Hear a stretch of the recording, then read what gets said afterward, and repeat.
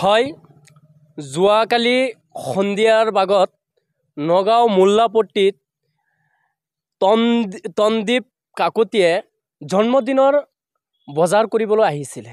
তেনেস্থলত কিবা আমিনপট্টিৰ আনিছুৰ বোলা উদণ্ড যুৱকে যেনেকৈ প্ৰহাৰ কৰিছে হেলমেটেৰে, আমি মুছলিম ছাত্ৰ সন্থাৰ ফালৰ পৰা তীব্ৰ বাহাৰে গৰিহণা দিছোঁ। নগাঁও হৈছে ঐতিহ্যমণ্ডিত নগাঁও। আমি বিভিন্ন জাতি জনগোষ্ঠী মিলাপ্ৰীতিৰে থাকোঁ। আমি যুগ যুগ বছৰ ধৰি ইয়াত মিলাপ্ৰীতিৰে বসবাস কৰি আছোঁ।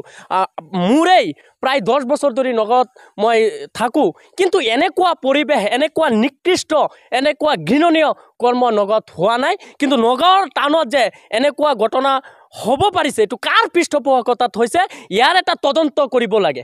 আনিছুৰৰ ইমান সাহস ক'ত হৈছে যে অসমীয়া আমাৰ জাতি গঠন, অসমীয়া যিটো বৃহত্তৰ অসমীয়া জাতিক গালি পাৰিবলৈ আনিছুৰৰ সাহস ক'ত হৈছে? আনিছুৰক কোনে সাহস অৰিহণা যোগাইছে? গতিকে ইয়াৰ এটা নিৰপেক্ষ তদন্ত হ'ব লাগে। আমি তনদীপ কাকতীৰ পক্ষত আছোঁ মুছলিম ছাত্ৰ সন্থা। ইয়াৰ উচিত ন্যায় লাগিব। যেতিয়ালৈকে ন্যায় নাপায় তনদীপ কাকতীয়ে, আমি তনদীপ কাকতীৰ হৈ গণতান্ত্ৰিক পদ্ধতিৰে আমি প্ৰতিবাদ কৰিবলৈ প্ৰস্তুত আছোঁ। গতিকে আনিছুৰক তদন্ত কৰিব লাগে। যি মবলিং সিঙৰ যিটো সংশ্লিষ্ট আইন আছে, এই আইনৰ জৰিয়তে আনিছুৰক শাস্তি দিব লাগে।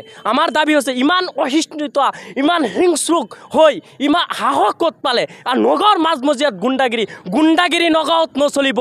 নগাঁৱৰ বাহিৰত গৈ গুণ্ডাগিৰি কৰিব লাগিব। স্পষ্ট কথা আমাৰ মুছলিম ছাত্ৰ সন্থাৰ। এই আনিছুৰ বোলা ল'ৰাজনক আৰক্ষীয়ে শুনা পাইছোঁ যে কৰায়ত্ব কৰিছে। এই আনিছুৰক কঠোৰৰ পৰা কঠোৰতম শাস্তি দিবলৈ মুছলিম ছাত্ৰ সন্থাই দাবী জনাইছোঁ। আৰু এই আনিছুৰৰ সাহস ক'ত পাইছে? এই সাহস নগাঁৱত কোনেও কৰিব নোৱাৰে। এনেকুৱা ঘটনা যাতে পুনৰাবৃত্তি নগাঁও নহয়, তাৰ বাবে আমি সকীয়াই দিছোঁ।